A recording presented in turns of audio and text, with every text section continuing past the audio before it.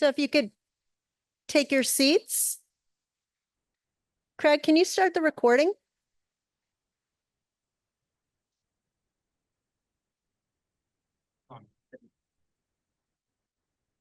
Recording in progress. Okay. Good evening. My name is Alexis Folgares, RTM moderator.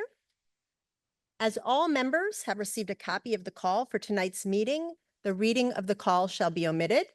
And this evening, we have a very special group of students. Oh, there they are, who will be reciting the Pledge of Allegiance for us. They're a group of fifth graders from the Glenville School.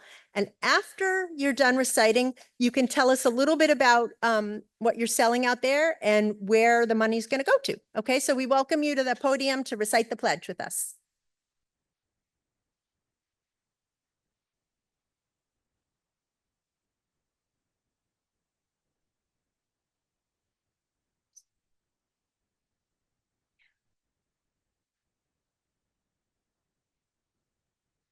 We will now stand and recite the pledge.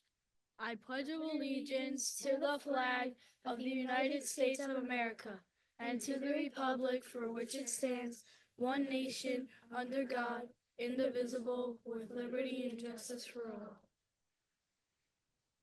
Thank you very much. So you want to tell us about what you're selling and what you're raising your money for?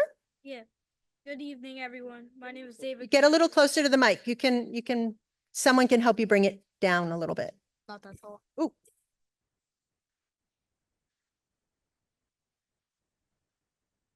Good evening, everyone. My name is David Gomez. I'm Mason Quinn. And I'm Ethan Demuth. We are here today to raise money for our fifth grade end of year trip to New York City. This trip will help us learn outside of the classroom, see the culture and history of New York City, and help us make memories in our classroom. To help raise funds, we have refreshments and snacks for sale. Your support means a lot to us. Thank you.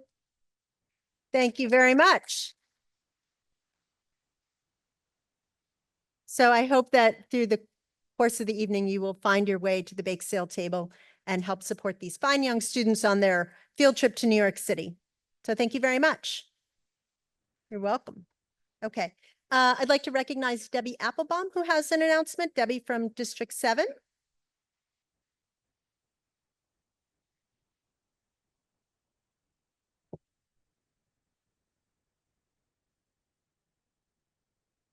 Now it's on. I'll have to. Thank you, Madam Moderator. Sorry, needed to get the mic going properly. Good evening, everyone. In an effort to continue our outreach as a body to the Greenwich community, we have been given the opportunity by the Social Studies Department at Greenwich High School to make presentations to their civics classes about the RTM, its role in our local government, and how students can be advocates for issues important to them. The RTM used to do this type of classroom visit prior to the pandemic. We look forward to reinstarting it. We are seeking volunteers to work with our moderator, myself, and Wynn McDaniel from District 7 to develop the presentations and build a group of volunteers to deliver them. The request has been for us to meet with individual classes in an interactive format. If you would like to be part of this program, please reach out directly to the moderator or myself. We anticipate the time commitment will be roughly 2 to 3 organizational meetings starting after the first of the year, followed by classroom visits as available, each lasting roughly 55 minutes. If you have questions, by all means, please reach out to me or to the moderator directly, and I look forward to working with anyone who would like to participate. Thank you.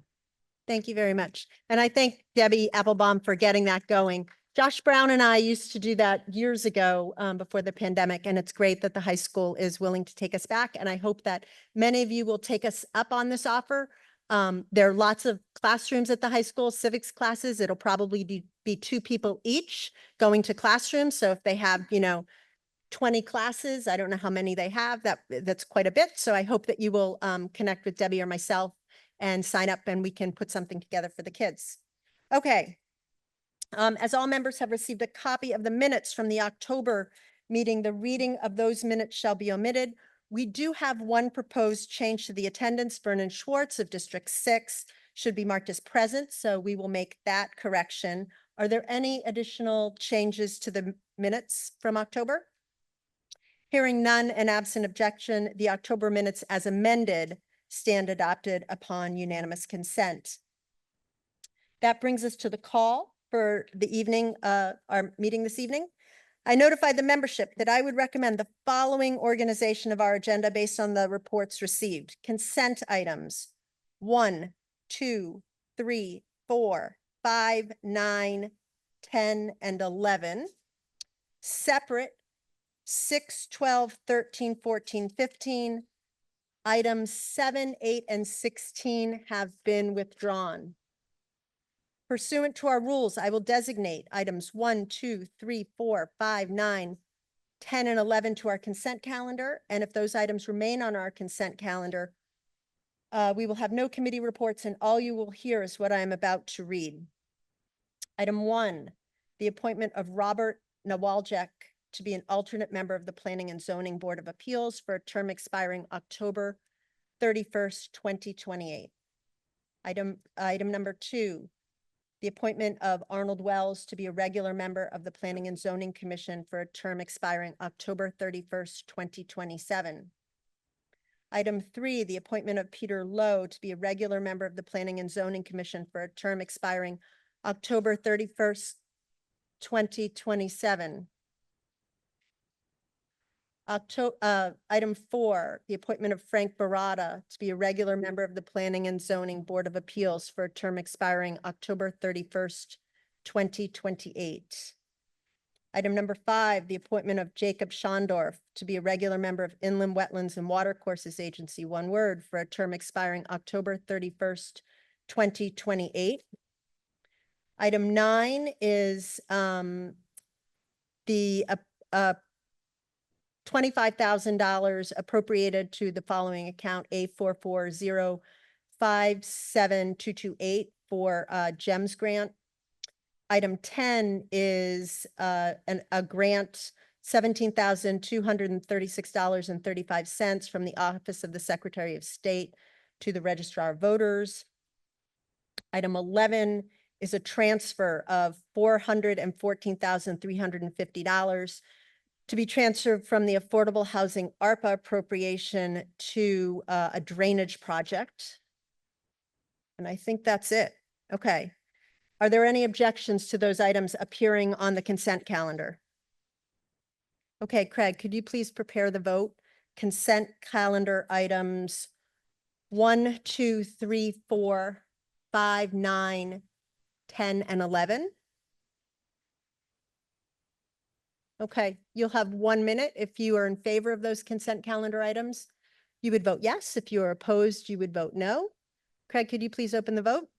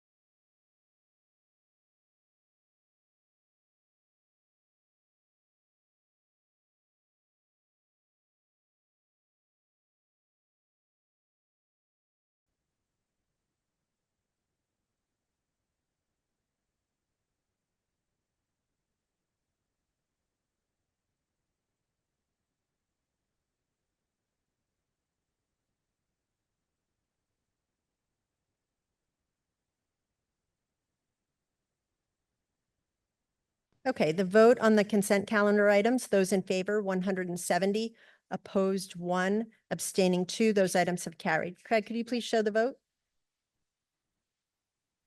Okay. That brings us to the first of our items on the separate calendar, which is item number 6, the appointment of Russell Naiman, which I anticipate is going to be postponed. And I believe Allison Solar, Chair of the Health and Human Services Committee, will be doing that. But before you do that, it needs to come before us. So will you be reading the resolution? Yep.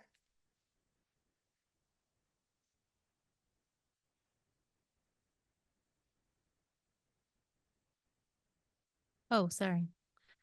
So you might not have heard that. Resolved that the following named person nominated by the Board of Selectmen be appointed as regular member of the Fair Rent Commission, R7, for a term expiring July 1 to 2025, Russell Naiman. Thank you. Will a Um, member, Oh, yeah. go ahead. will a member please move the adoption of the resolution? The resolution has been moved and seconded and is now before us. Would you like to offer your motion? Yes, I'd like to make a motion to postpone. He was not able to attend our meeting. Okay. Are there any objections to postponing item 6 to our January 2025 meeting? We can try this by unanimous consent, but if somebody opposes that, we can take a record vote. Are there any opposition to that? Hearing none, item 6 has been postponed to January 2025. Okay. That now brings us to item 12, I believe. Who is reading in item 12? Andrew Malillo, Historic District Commission.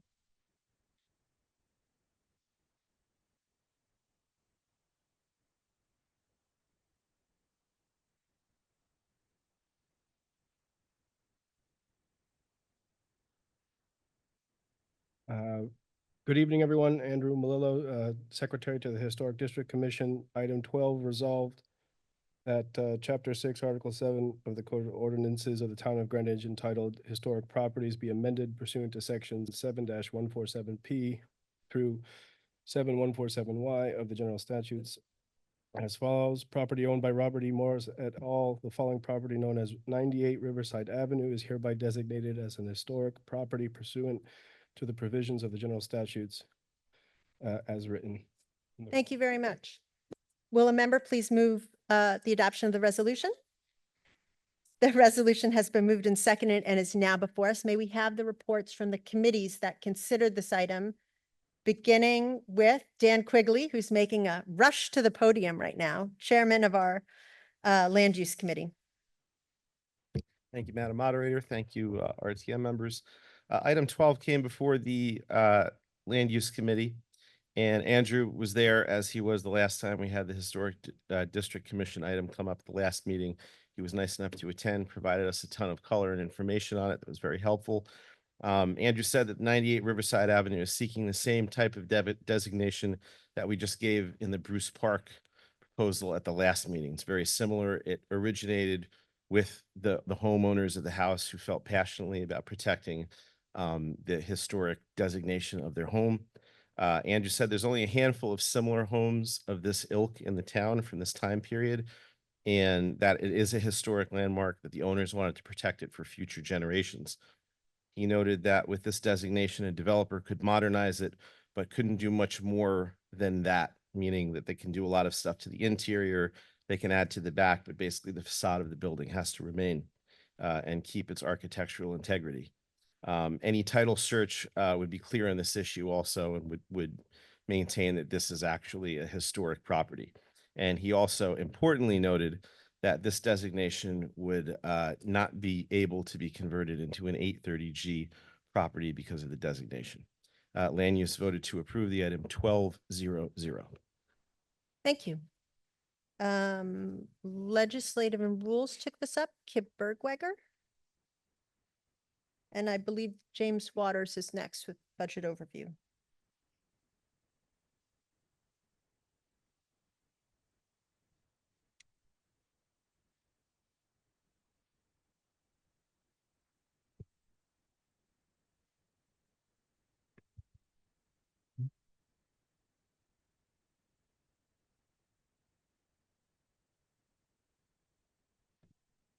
Try it again, Madam Moderator, members of the RTM, guests.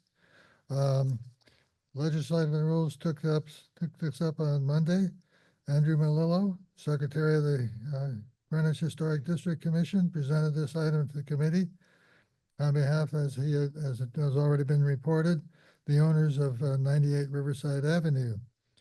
Prior to reaching the RTM, this amendment to the ordinance had been approved by the Greenwich Historic District Commission after 2 readings by the Board of Selectmen, the Historic State Preservation Council, and the Planning and Zoning. They also held a public hearing. This property is one of a half dozen houses of this style from just after the Civil War, although it is more modest than some of the others.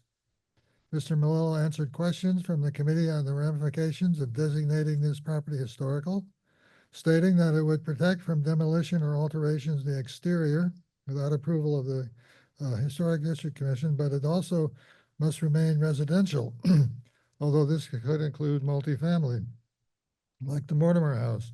He also noted that the push from Hartford for more commuter housing within a mile of train stations makes this house susceptible due to its location.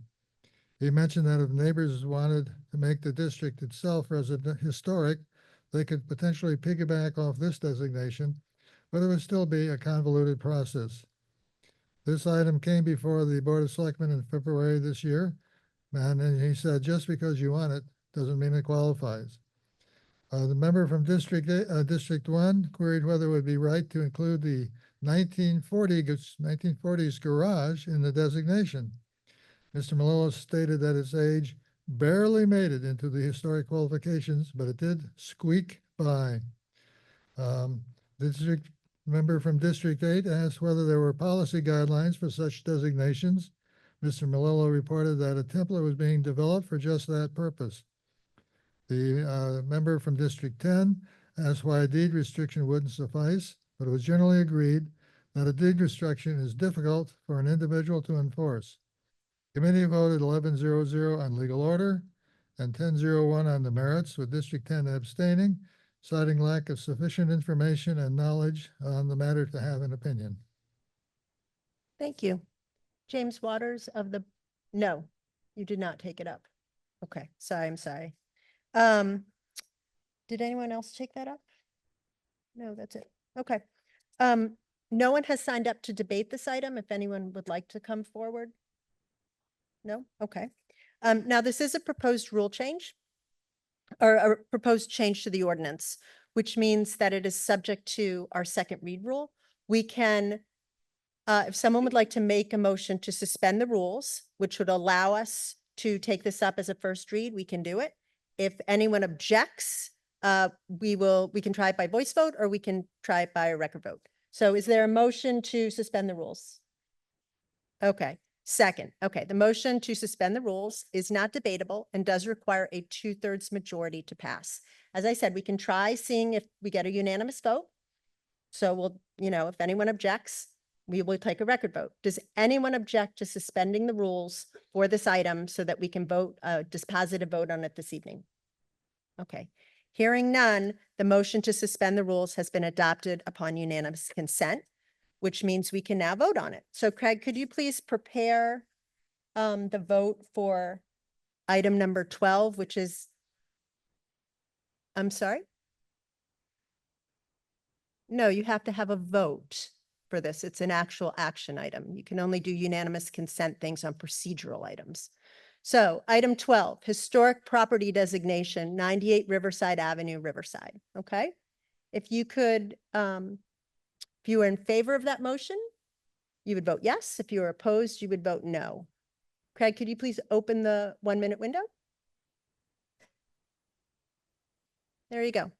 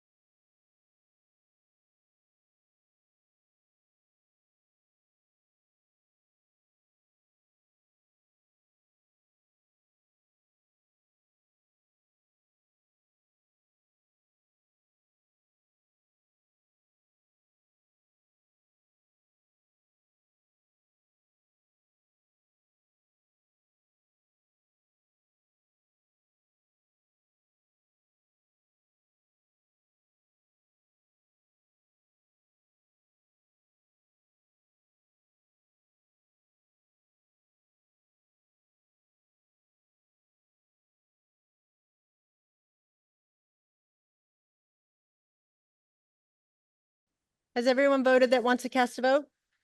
Is anyone having a problem with their clicker? Okay, then we're going to close the vote. Craig, could you please close the vote?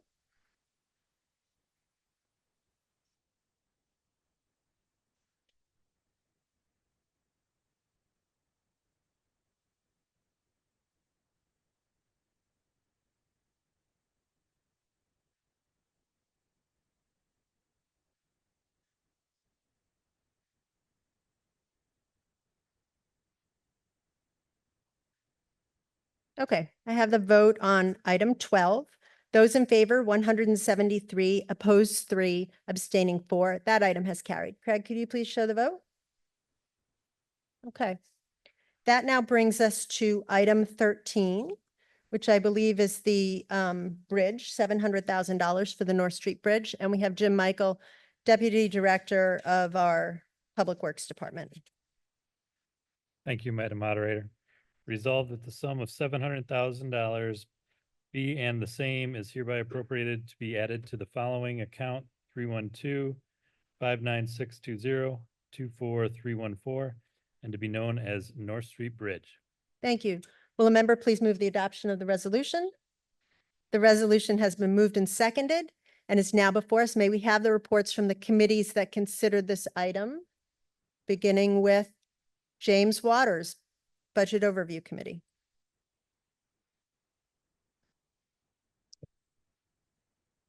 Thank you, Madam Moderator, members of the RTM.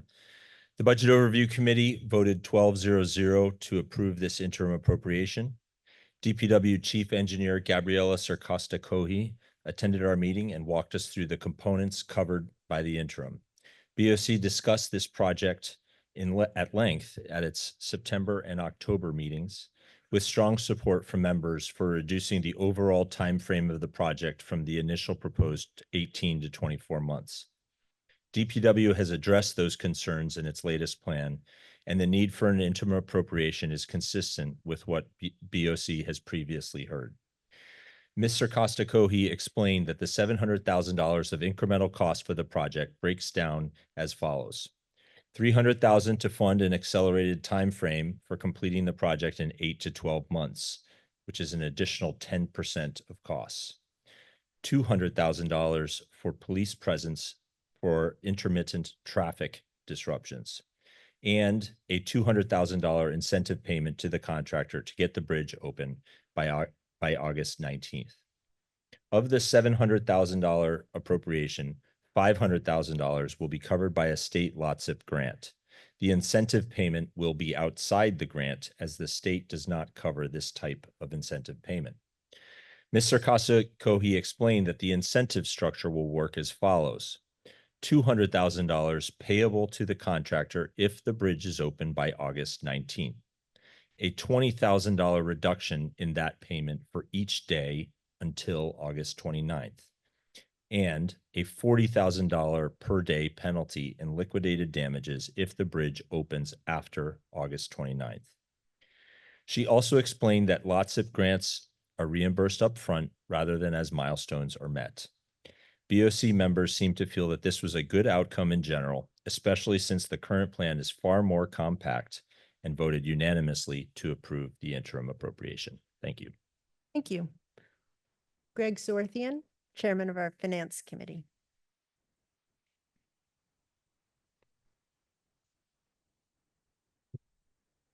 Madam Moderator, fellow members of the RTM, and guests.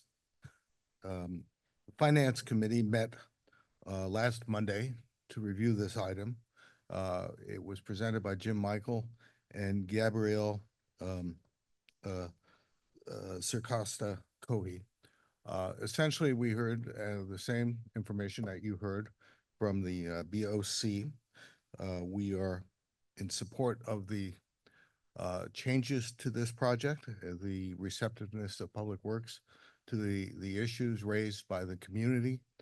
This project will certainly help the 9 local area schools that are affected by the bridge renovation, because this will be in the summer, and we voted 12-0-0 to support this project.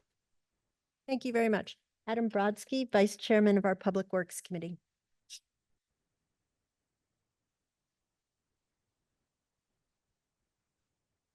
Good evening, Madam Moderator and members of the RTM. I am Vice Chairman of Public Works, and we voted by unanimous consent 11-0-0 with 9 absent to approve this. Questions were raised at the meeting about the incentive and penalties that were planned in the contracts. And according to representatives from the Department of Public Works, these incentives/penalties are modeled after those by other towns and the state of Connecticut. One member of our committee commented that the potential penalty may drive up the cost of the contract. However, the Department of Public Works felt that there was enough time based on preliminary discussions with engineers and contractors to complete the project on the 10-month timeline, so they are hopeful that the penalty will not be an issue. A question was raised by another member of our committee regarding the safety of the project, regarding the expedited timeline, and that the early completion incentives may have a negative impact on the safety of the project. However, there too, the Department of Public Works informed the committee that there are periodic inspections and material inspections, and that shall not be an issue. We were generally all in favor, and we think the project should go forward. Thank you. Thank you. Anthony Moore, Chairman of our Transportation Committee. Madam Moderator, members, Transportation Committee has long been following this project. We first discussed it in our July meeting, then in September and also October. When James Michael came to discuss this incremental financing to accommodate the project's accelerated completion timeline, the committee was already favorably disposed to it. Our members and their constituents had been concerned about the lengthy time, 18 months, that had been proposed back in the spring, in the summer. So we approved this item 10-0-0 with districts 1 and 3 are not present. Comments centered actually also on the incentive program. Some concerned that it might induce the contractor to cut corners by assuring the group that and Mr. Michael assured the group that oversight of the project is continuous and will be careful to ensure that corners are not cut. They do apparently inspections incrementally as the project is being put together. So they're there on scene. Let's see. And beyond that, he pointed out that the contract will define what the normal working hours will be, because there was some concern about just how long that would be. In general, Mr. Michael said that it would be permitted, especially during, essentially during daylight to sunset, which is generally something like 5 a.m. to 9 p.m. in the summer, as we all know. So with that, we're comfortable with this as a committee. Thank you very much. Thank you. Debate on item 13. No one has signed up, but if anyone would like to come up to the podium, you're welcome to do so now. Okay. Craig, would you please prepare the voting window for item 13, which is the $700,000 appropriation for the North Street Bridge? Okay, if you are in favor of this appropriation, you would vote yes. If you are opposed, you would vote no. Craig, could you please open the window?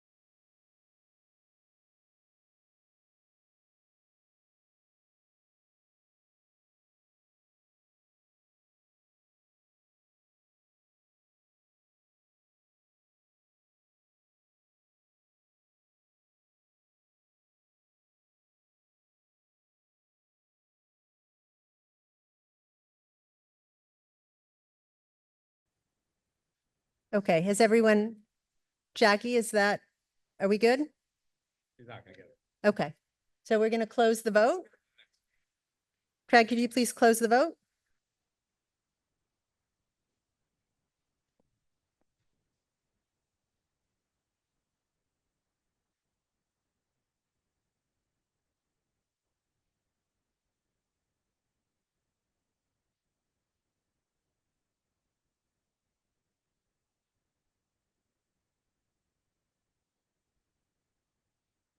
Okay, the vote on the $700,000 appropriation for the North Street Bridge.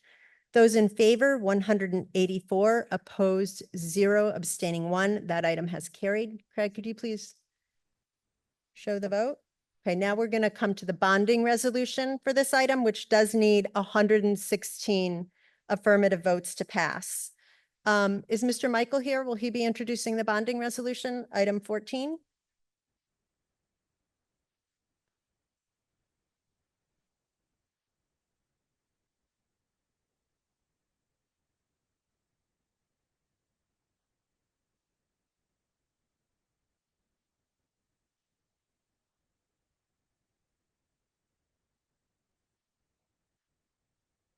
All right, so resolution authorizing the issuance of $700,000 in bonds of the town to meet a portion of the capital budget appropriation for the North Street Bridge project for fiscal year 24-25, and pending the issuance thereof, the making of temporary borrowing for such purpose. Thank you. Will a member please move the adoption of the resolution? The resolution has been moved and seconded and is now before us. May we have the reports from the committees that considered the bonding resolution for item 14? Beginning with, who's going to make it there first? James Waters of the Budget Overview Committee. Adam Brodsky's on deck. Get over there. You can go over there. Are we racing now? You're not racing. It's like go speed racer, go, okay? Okay, good evening. The Budget Overview Committee voted 11-1-0 to approve this bonding resolution. Town Controller Pete Mynarski attended our meeting to present the item. Mr. Mynarski explained that this bonding resolution would add $700,000 to the already approved $3 million of bonding for the North Street Bridge project. The RTM has already approved the previous $3 million. Mr. Mynarski said that he views this bonding as different from the fire truck bonding resolution, which the RTM rejected in October for 2 reasons. One, this is an amendment to an existing bonding resolution versus the fire truck standalone bonding resolution. 2, the town will otherwise need to draw money out of the capital non-recurring account, which stands at a balance of $2 million. Mr. Mynarski described this $2 million as the base level needed for emergencies.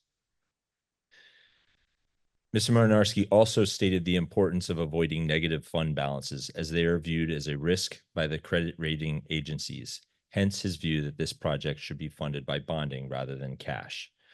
BOC accepted Mr. Mynarski's rationale, voting 11-1-0. District 2 voted no and said that she thought it would be better to use cash than debt, expressing a belief that if the capital non-recurring fund is projected to reach a negative fund balance, the BET could preempt it and provide additional funding. Thank you. Thank you. Greg Zorthian, Chairman of our Finance Committee.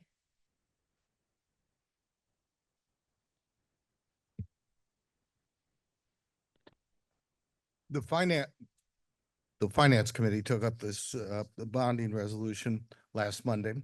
We were honored to have Harry Fisher, head of the BET, as our guest to discuss this as well as bonding in general. There was a spirited discussion about cash needs versus cash on hand versus borrowing to fund the project. There was a discussion about a new state policy to pay for these kinds of refunds up front, though that has not been occurred yet. And there was a number of questions by one member of our committee about broadly, what are the qualifications desired for a controller who controls all of this bonding, as well as why are we giving the controller such broad powers and language in this resolution. I reached out to the head of the LNR committee who reviewed this language and said it is the standard language we have used in our bonding resolutions. And I have discussed with the head of the BET whether we can find out what requirements there are for other state controllers in Connecticut. The vote on this was 8-2. District 2 felt like we had cash on hand and didn't need to borrow. District 9 didn't approve of the language. District 8 abstained as they felt that the $500,000 from the state would cover this. And District 10 abstained, as he will do until we get a more precise capital budget. So the final vote was 8-2. Thank you very much.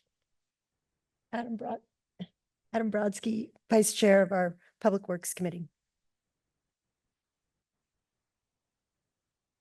Hello again. Public Works briefly discussed this. It was a 10-1-0 vote. And basically the discussion surrounded around whether this is the type of project. We understand that the funds from the state of Connecticut are fronted in advance of the project commencing. So what was the necessity of actually bonding the project since the funds were advanced in advance? But regardless, it was told that this is standard procedure. So the one person who voted against it felt that we should not be bonding for this, and we should, especially since the funds are forwarded in advance before the project begins. Thank you. Anthony Moore, Chairman of our Transportation Committee. Madam Moderator, members, Transportation Committee also took up this item, and I should bring up my notes rather than what I'm looking at right now. While the committee wholeheartedly supported item 13, we questioned whether bonding was the most fiscally prudent approach to funding the additional monies. As articulated by our member from District 10, this is a relatively small sum of money, and it's required for a short time before reimbursement. And bonding involves costs that could be avoided by, for example, pulling money from the reserve fund. Nevertheless, the Transportation Committee approved the item by a vote of 7-1. District 4 and District 10 voted against the item, and District 9 abstained for lack of information. We did have the report from the BOC at our disposal, although we did not call anybody to speak at the meeting from the BET or otherwise. Many who voted in favor expressed support for some of these concerns, but they also wanted to make sure that we didn't stand in the way of what we believe is a very important project and one that needs to be done swiftly, especially because there is a deadline, as we see it, of summer of 2026. If this project on the North Street area is not done by that time, it may cause an additional snarl on Route 1 by Greenwich High School, where we know the Connecticut River Stream project is taking place. We don't want to impact that bridge rebuilding with a bridge that hasn't yet been completed. So 7-1 with Districts 1 and 3 absent. Thank you. Thank you very much. Kip Bergweger with the final report for this item, legislative and rules.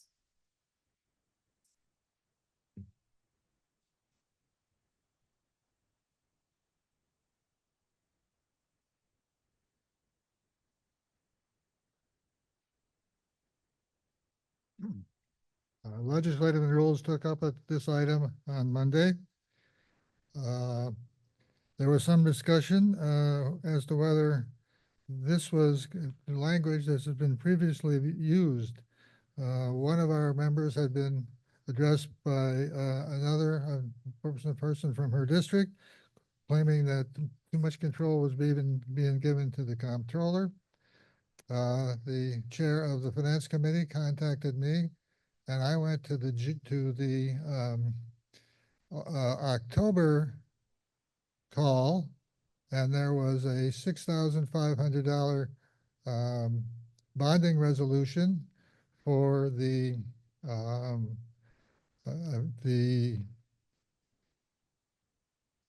well, I forget exactly what it was for, but it's the water sewage plant treatment. And the words that were identified as being suspicious were exactly word for word the same as we approved by a vote of 180 something in the October call. So I don't know that this language was out of order. And if you recall from item 13, the project has incentives, and you never know for sure how much the contractor is going to make until the project is finished, and you have to see whether the incentives have been reached, or there's been reduction in the payment. And so the comptroller doesn't know exactly how much is going to be payable under this project until it's completed. So that's another good reason for giving more control to them. The vote was 11-0-0 on legal order and 10-0-1 on the merits, with District 9 abstaining because she had not had time to pursue her constituents' concerns. Thank you. Debate on item 13. No one has signed up, but if somebody wants to talk about bonding, you're welcome to come to the podium. Otherwise, I'm going to call for the vote. Okay. Craig, would you please prepare the vote? Item 14, $700,000 bonding resolution for North Street Bridge, and it does require at least 116 to pass. Okay, if you're in favor of this bonding resolution, you would vote yes. If you are opposed, you would vote no. Whoops, where's it going? Oh my goodness, it's multiplying. There we go. Okay.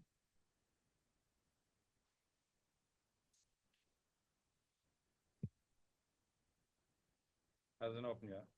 Craig hasn't opened it yet.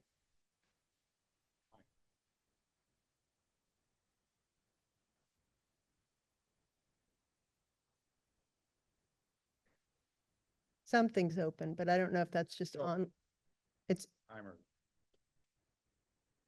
okay, but the screen isn't on. Vote is open though. Sorry. All right, maybe we can just get it on the screens. Okay, it's open and we'll give you time to vote.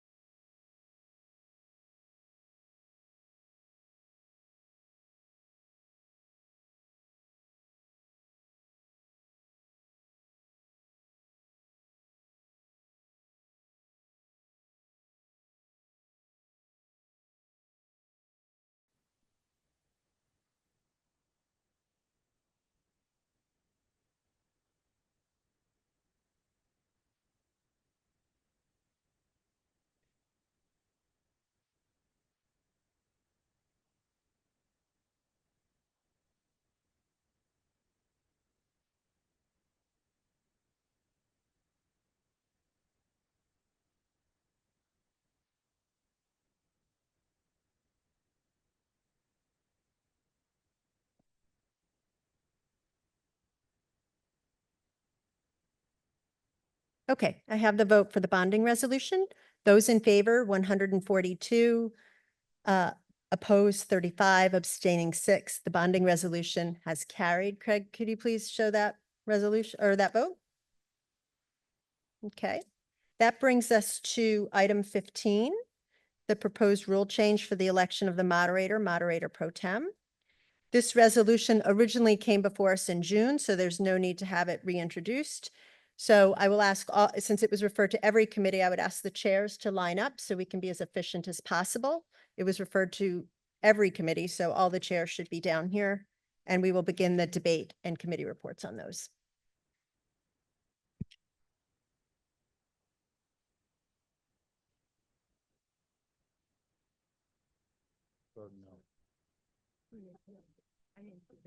Okay, don't be bashful. Who wants to start? Who's going to start? Mr. Quigley, you look like you're in the pole position, so you are the lucky winner. I was told to jump by Kim, Okay. so whatever she Okay. says, I do. All right, so Dan Quigley, Chairman of our Land Use Committee. Land Use Committee discussed item 15 at length.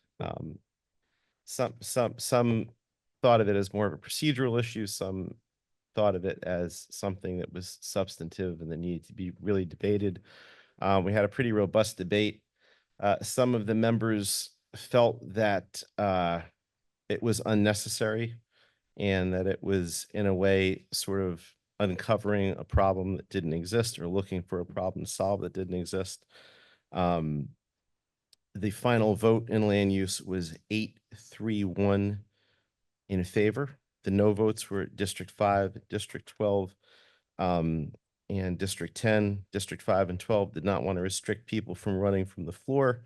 And District 10 believe there should not be any unnecessary restrictions placed on running since the current process has worked out well. District 11 abstained as the member did not see the purpose or urgency behind such a resolution, wondering that it seems somewhat undemocratic while at the same time preferring a candidate for such an important position would hopefully be vetted better. So the final vote in land use was 8-3-1 in favor. Thank you. Bob McKnight, Chairman of our Appointments Committee.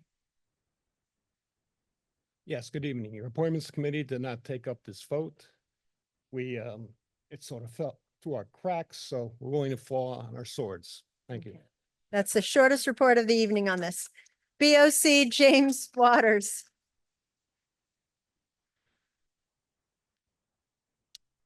BOC voted 5-6-1 on this item.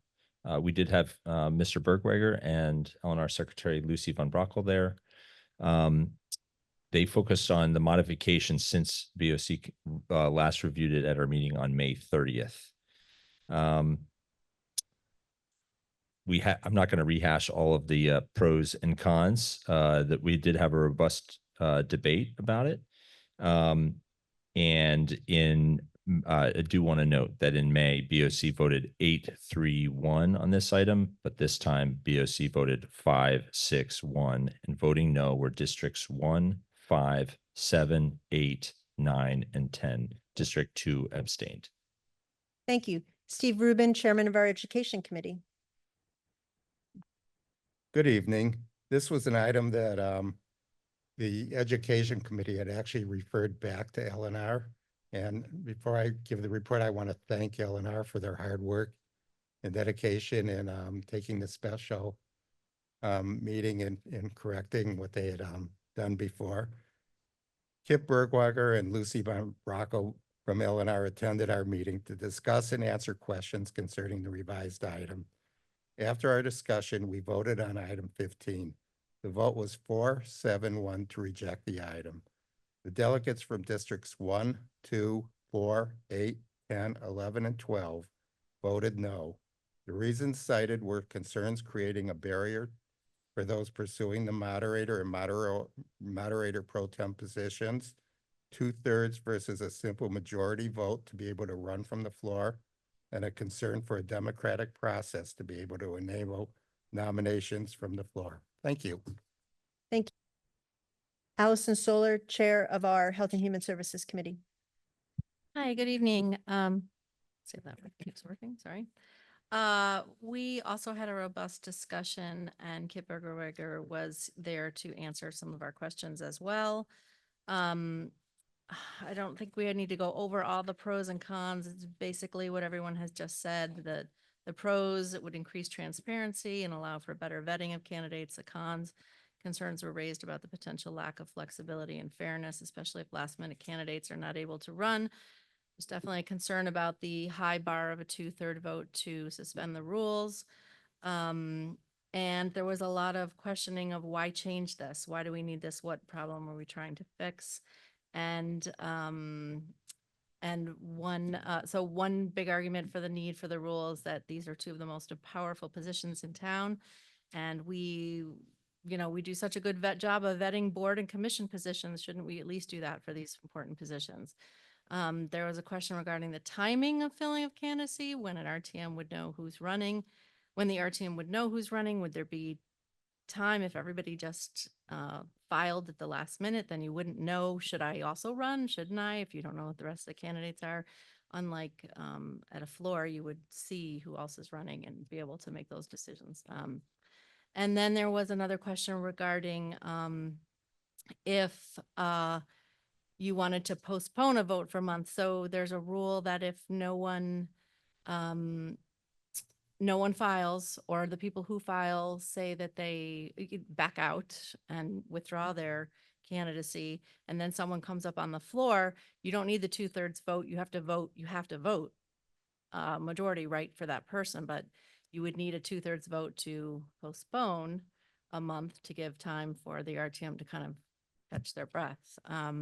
So the Health and Human Services did vote in favor of this rule change, 7-5-0. And I think I already explained the reasons for the in favor and those against. And I apologize, I don't have the breakdown of the districts, but if anybody really wants that, I can find it and give it to you. Thank you.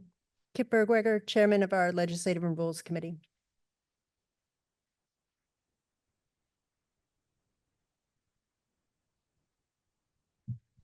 Well, I could give you the report on our December meeting, but since we had already submitted this resolution, I'll give you the report on the October meeting, which is where it was adopted. At the October meeting, we considered this. It had actually been put forward by Legislative and Rules in June. And at the June meetings, as mentioned before, Education Committee had some questions. And so the item was referred back to Legislative and Rules. So we took it up at the October meeting, and we realized that this is a complicated issue. There are many legitimate points on both sides, and some well-intentioned results can lead to unexpected consequences. However, it's almost impossible to draft maybe a 500-page ordinance if you wanted to take care of all of those. And this practice has been strongly, or this idea of a rule change has been strongly supported by the current moderator and her predecessor, and they have have argued in favor of it in a way with several of us. And a number of members of the committee believe that it was a better way to go because we've been doing it via resolutions and via SOMERS for the last 10 or so years, and it seems to be working well, with the one exception that you can't make an amendment, a nomination from the floor unless you've submitted your qualifications. And if you haven't done that, then you would need a 2/3 vote, which is a higher bar than 50% for getting elected. So with those items in mind, we voted to amend the item to include the concerns and address the concerns that Education Committee had raised. And the vote, let me see, was 6.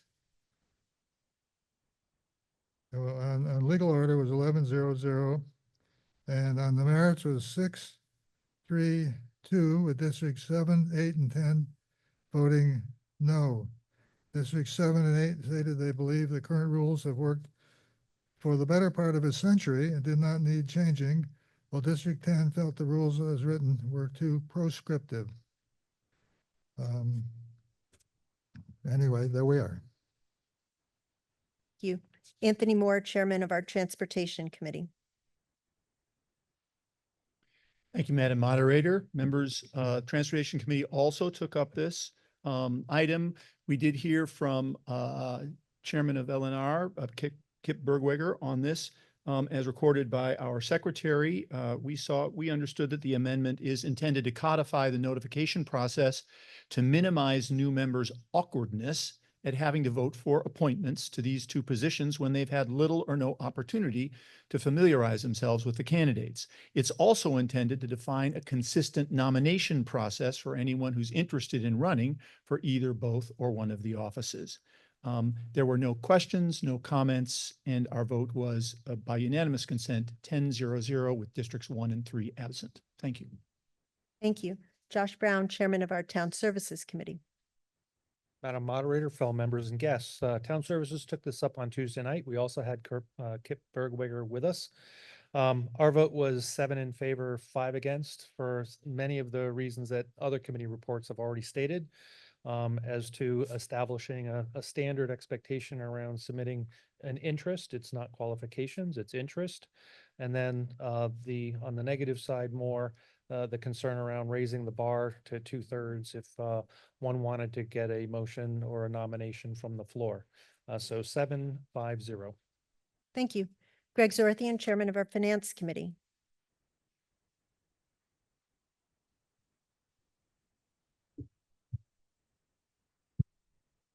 The Finance Committee met with Kip Bergweger and Lucy Von Brockel about this issue.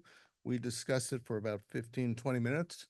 It was all the issues you've heard prior to me were discussed in our committee. One other additional issue was raised, which was the feeling that you can't just show up on election day to declare yourself a candidate for the RTM. You have to do some prep work to run for this body. And we should also have that kind of standard for our leadership. Our vote was 9-0. District 12 was absent. District 5 and 10 voted no. Thank you. Adam Brodsky, Vice Chair of the Public Works Committee. And then Craig, the last is Liz Eckert, who's giving the report for Parks and Rec Online. Good evening.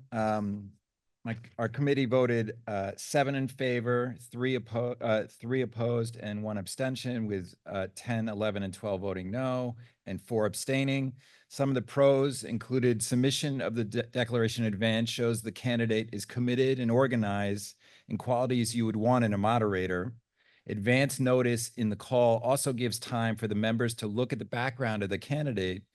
And the amendment was supported by the previous moderator, and the RTM can always vote to suspend the rules. Some cons included those against the amendment mentioned that the current procedure works well and the democratic process of nominating the floor allows for more competition. So that's it. Thank you. Thank you. And then we have Liz Eckert, who's online, who's giving the report on behalf of Parks and Rec Committee. Ms. Eckert, are you here? I am. Can you hear me? We can. Go ahead. Okay, hi.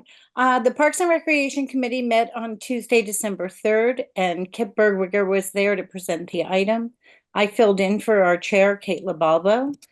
Going last, I really don't have anything to add to the other reports as far as the pros and cons. Our vote was 7-0, with districts 2, 3, and 6 absent. D1 and D10 were the no votes. Thank you very much. And I thank Kip Bergweger and Lucy Von Brockel, because in the reports, you seem to have made all the rounds for all of the committees. So you were very busy bees. Debate on item 15. We have a few people who've signed up, so I welcome you to the podium. We will begin with Lucy Von Brockel, to be followed by Adam Leader. I'm sorry. Okay, Adam Leader is passing. So Lucy Von Brockel to be followed by Christine Edwards. Hi, thank you, Madam Moderator and fellow RTM members. So the RTM is set up to make sure we take informed votes. We get the call, explanos, attachments a few weeks ahead. At committee meetings, we get to ask questions and dig in. At our district meetings, we're briefed on other committees' activities. And at our full meetings, we hear committee reports and public comments before we finally vote. But at the start of every new term, we elect a moderator and moderator pro tem. Our elections are not handled like agenda items. There are no interviews, no debate, no Q&A, no committee votes or reports, and no opportunity to fact check their speeches. Under current rules, the only candidate information we can really rely on are the nominator and candidate speeches right before a vote. That's not a lot to work with when voting on who will pilot the ship for the next 2 years. So think back to January. All of us want to forget it, but think back. After electing the people who would have to run the rest of the crazy meeting that we had, we took another 17 votes. We had 3 competing ordinances and dozens of speakers. We voted on motions to limit debate, postpone indefinitely, reject an appropriation, refer to a committee, 5 motions to amend, and a motion to suspend the rules. And that was just one of the crazy meetings that we've had over the last couple of years. I think it's important to consider that when we're thinking about how important this election is.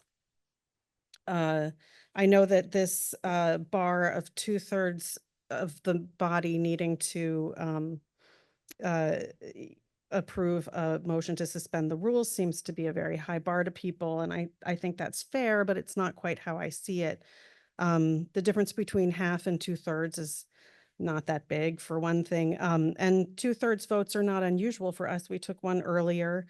We take them when we want to add agenda items. We take them to limit debate. We take them to suspend the rules to waive a second read.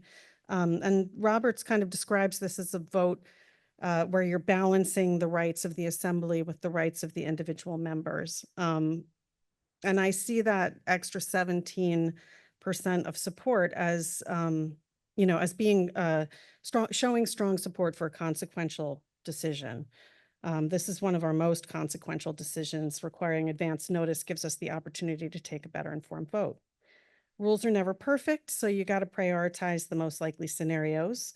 It's highly likely that we'll do a good job and choose the candidates that have actually, mulled over the commitment and are familiar with call deadlines. It's also highly likely that we'll have a sense before the call deadline who the candidates are. And if you don't like them, you have time to recruit someone you do. Many of the what-if scenarios that were suggested in the committee meetings I attended involved exploitable loopholes. I would argue that the current rules are more easily exploited than if we raise the bar a little with the proposed amendments. And I think our unique size and structure warrants a slightly higher bar when it comes to electing a moderator pro tem. This is one of the largest legislative bodies in the country. It's not a typical committee. The practice of using a SOMR has worked pretty well, but we can't count on norms being followed. And for those reasons, I hope you'll join me and vote in favor of these amendments. Thank you very much. Thank you. Christine Edwards, to be followed by Steve Rubin.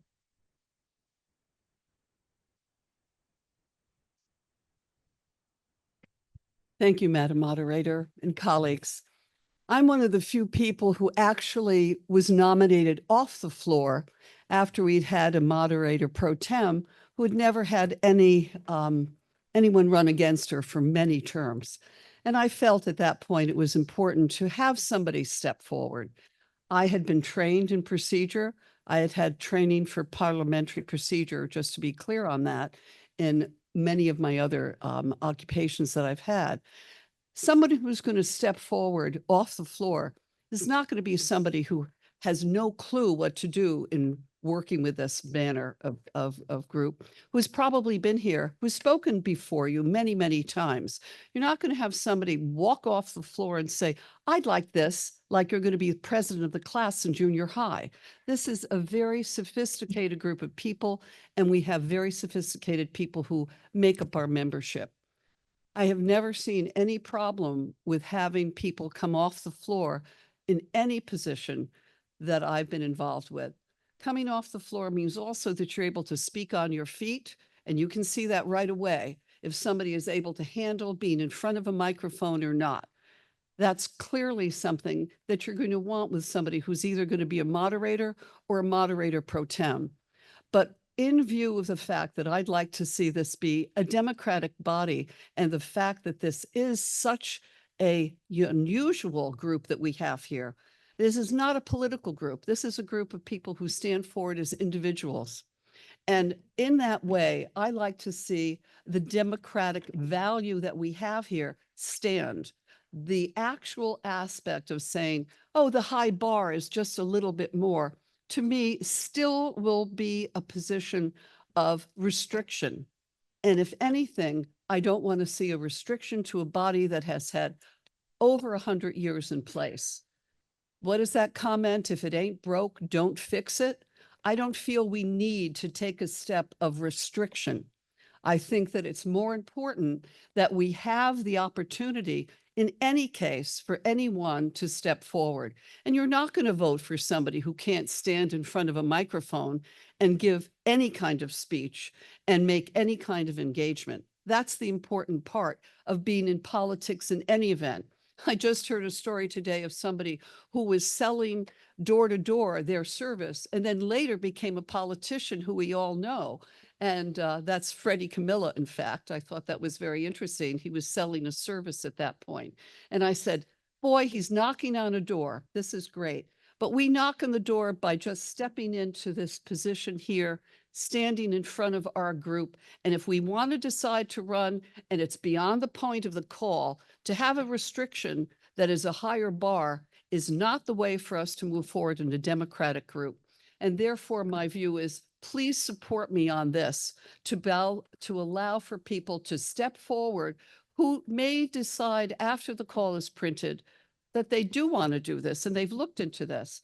But anyone who's going to step forward to be a moderator or a moderator pro tem is going to be able to have the parliamentary background of understanding Robert's rules in order to be able to have a sequential meeting that is going to be following what we need to make sure that the business that we have at hand gets done. And I thank you for your time, and I hope that you vote against this. It ain't broken. Don't fix it. Thank you. Steve Rubin, to be followed by Craig Chapman. Oh, hang on for a second.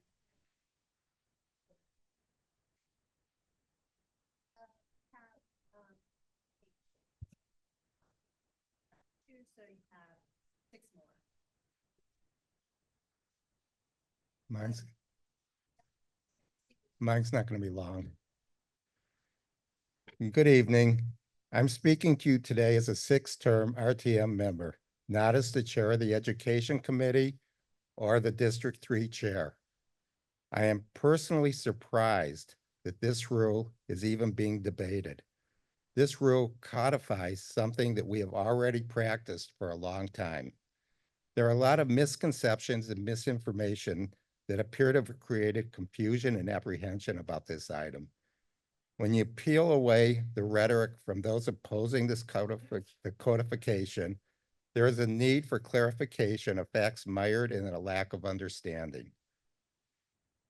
This procedural rule has been an unwritten practice that we have used for the past 7 elections.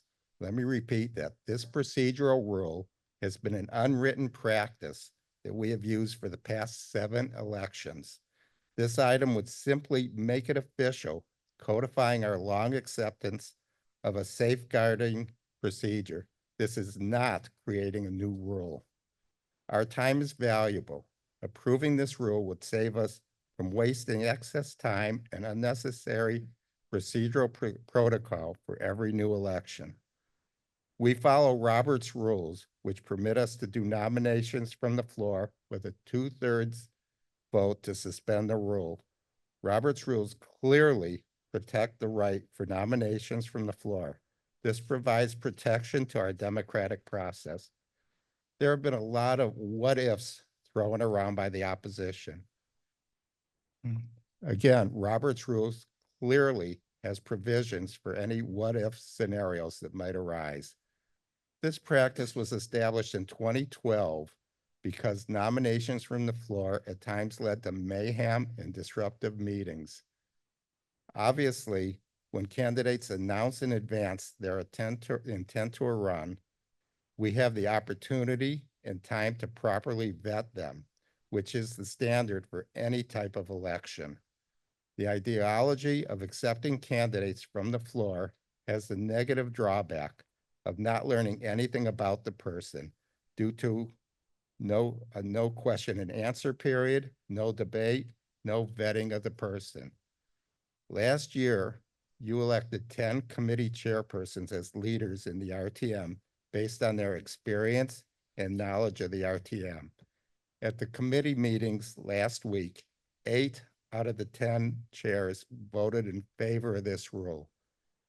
Just to reiterate, the codification is purely an official verification of the procedure that has been successfully in practice for the past 7 elections. Please vote to accept this rule. Thank you. Thank you. Craig Chapman to be followed by Lucy Krasnor.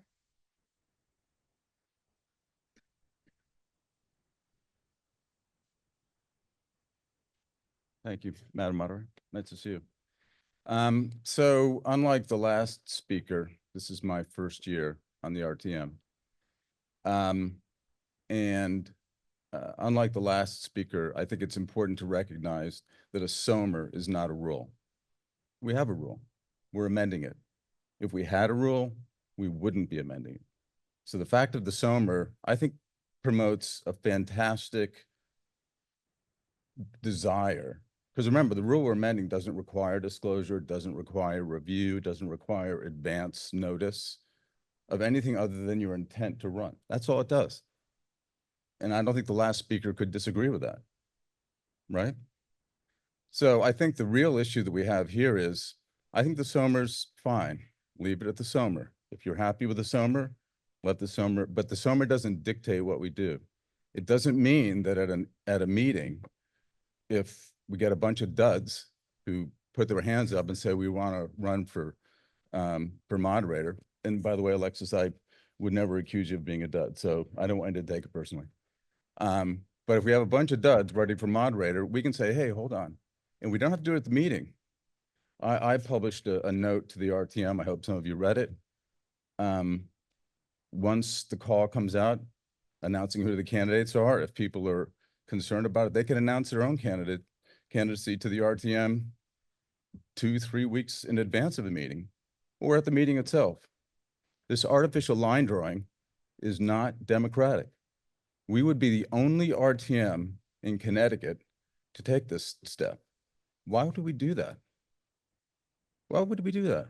Why would we limit our ability to discuss and debate someone's candidacy?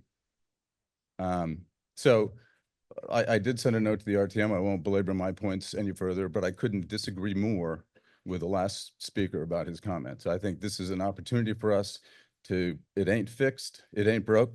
There's nothing to fix here. We're doing the right thing. And if we do adopt this rule change, it's going to impair our ability to act as a democratic body. Thank you. Thank you. Lucy Krasnor to be followed by Sam Rosenfeld.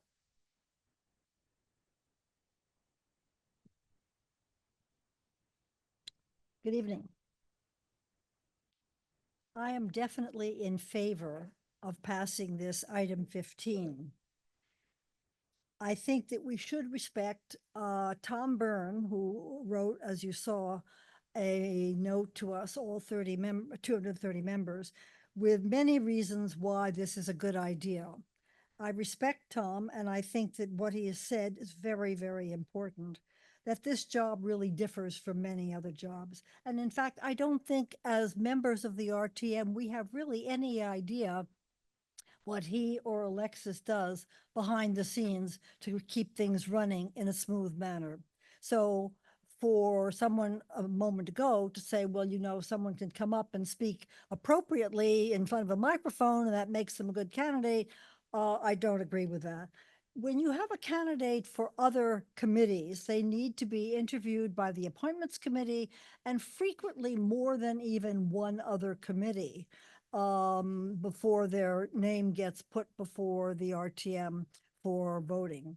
And I think that's important. If somebody forgets to put their name up in December for the call in January, I don't think they're going to forget.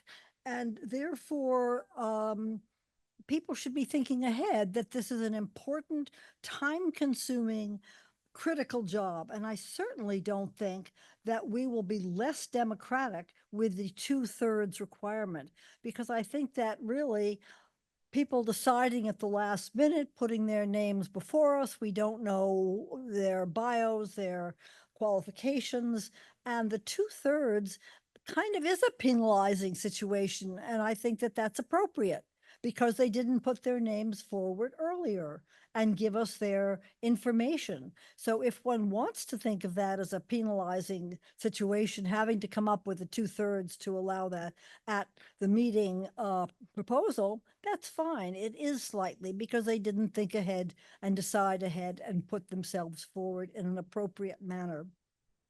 So I think one should definitely vote in favor of item 15. And I think it's a well thought out item and I urge you to vote for it. Thank you. Sam Rosenfeld, to be followed by Mary Tobin, who's going to be online. Hi, everybody.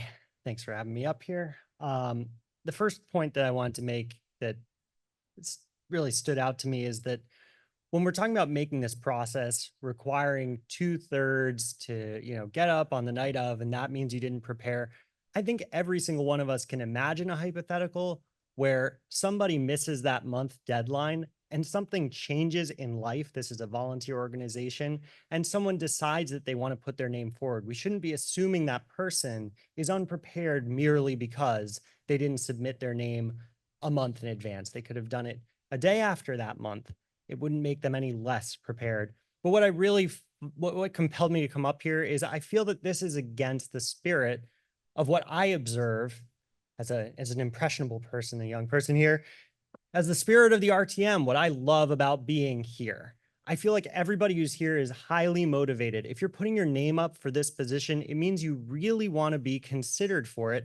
And I think that we all are very discerning people. We can see great models of what a moderator can do and decide, does this person resemble that kind of leader? Do they have those skills? I don't think we need an entire month to evaluate the resumes of people who are in this room with us to try and make that determination. But maybe the most important part that I hope you take away is there seems to be a fear of the wrong kind of candidate running. Someone getting up from the floor and somehow persuading the entire RTM to take up arms, and we get the wrong person in the moderator seat. Well, maybe it's worth our time considering, do we need rules around how to remove moderators, RTM members who are somehow unfit? Are there any processes we should consider? It seems to be whenever we've considered this in committee and whenever we talk about it, we keep coming up with these hypothetical scenarios that are very dismal and bleak. And I think that we all care really deeply. Anyone who's for or against this, it cares very deeply about the health of the RTM. So that's something that we all agree on. I just think we need to agree on what is the problem we need to fix. What I'm observing is not the nomination process. It seems that we are afraid of becoming stuck with someone in this position and the meeting is not running effectively or efficiently. That is the problem that's worth paying attention to, in my opinion. Anyway, I thank you for the time. I know you've heard similar messages 1,000 times over, but thanks. Yes, there's a question. Colleen Jenkins from District 6. Well, we have 2 more speakers left, so I would not deprive them of their ability to speak. Mary Tobin, to be followed by our final speaker, Jenny Krob. Good evening, Madam Moderator and fellow RTM members. I'm speaking before you tonight in support of item 15 as amended. As a representative for the residents of my district, it is important to me to be as informed as possible about the issues before us and about the committee members we appoint. This also extends to the candidates who put their hat in the ring for the leadership of this body. The moderator and moderator pro tem are critical positions in our town's governance. They require deep knowledge of town process and RTM rules, as well as skills in facilitation, organization, and meeting management. I believe we owe it to our constituents to be able to make an informed vote for the leader that we think will best meet these criteria. With advance notice, we are able to review relevant CV information and weigh that against the job criteria as we would with any important hire. When we appoint members of town boards and commissions, every candidate must submit a resume and be interviewed before we vote on the appointment. It does not seem fair that we ask this of the many people in our town who volunteer for these positions, but then would choose not to hold the leadership of our own body to even close to a similar standard. This is just my opinion. I also ask you to consider the opinion of this governing body. For close to a decade, we have overwhelmingly supported a sense of the meeting resolution that it is best practice for the candidates or moderator and moderator pro tem for the current term to submit their name and qualifications to the town clerk in advance of our meeting. Every 2 years, we have reaffirmed this best practice, and just last December, we were overwhelming in our support, so much so that not one of us voted against it. For those who are curious, the official vote count was 113 in favor, 0 against, with 4 abstentions. By voting for item 15, instead of adopting a new SOMR year after year, our amended rules will now simply reflect something we have long accepted as standard best practice for making an informed vote on a critical leadership position in our town. Thank you. Thank you. And our final speaker is Jenny Krob from District 8.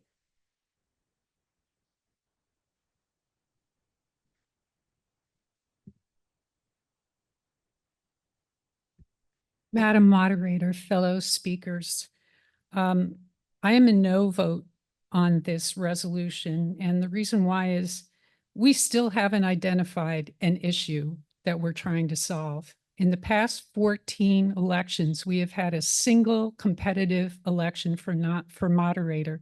And yet we seem to be consumed with fear that we're going to end up with the wrong person in this position. Our current SOMRs do not prevent nominations from the floor. Our current SOMRs allow for nominations from the floor and preserve Robert's rules. What we are doing if we adopt this amendment is we are abandoning Robert's rules and going to our own custom system for choosing the moderator, which restricts nominations from the floor.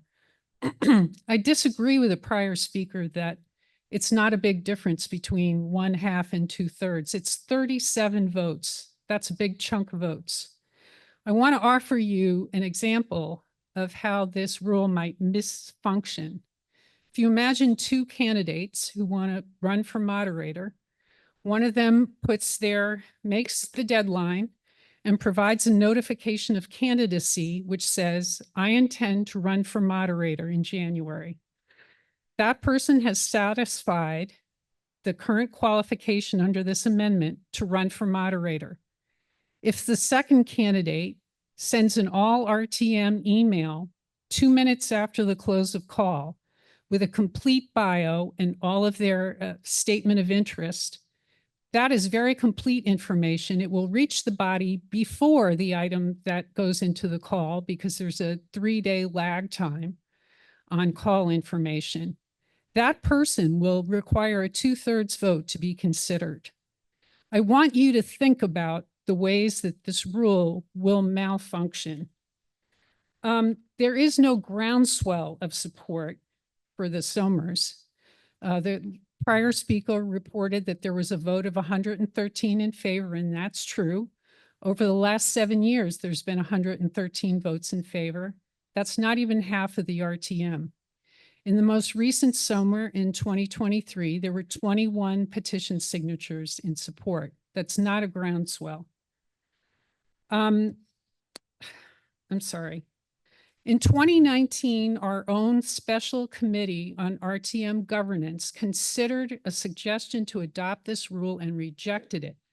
They said, we believe that nominations should continue to be taken from the floor. What has happened in the last 5 years to make us change our minds about that? The contested election for moderator in 2022 was a typical event because the moderator was turning over. That candidate was pre-announced. Nothing to be afraid of. Everything went according to plan. I really don't understand what the big concern is and why we need to now effectively ban nominations from the floor, a practice with no other RTM has adopted. Thank you for your consideration. Thank you.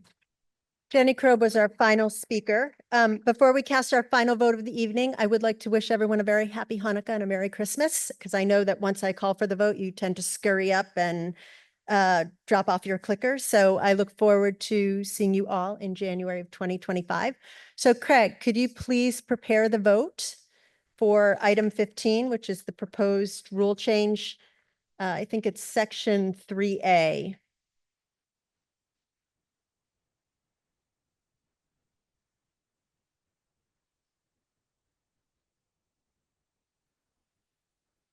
Okay, if you are in favor of this rule change, you would vote yes. If you are opposed, you would vote no. If you could start the timer, Craig?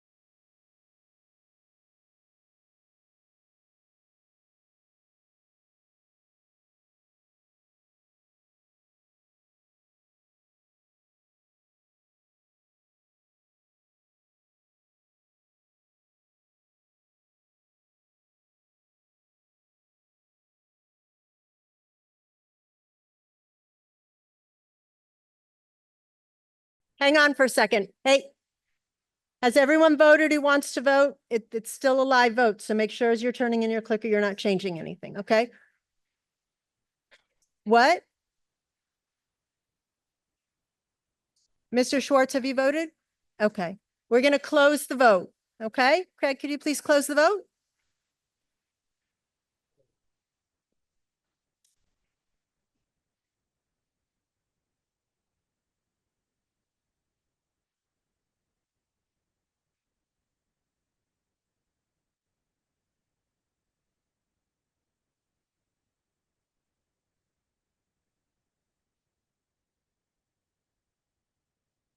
Okay, if you guys would just hang on for a second, I have the vote for item 15. Those in favor, 73, opposed 108, abstaining 5. That motion has failed. Craig, could you please show the vote? Okay, there being no further business this evening, the meeting stands adjourned and I look forward to seeing you in 2025. Thank you.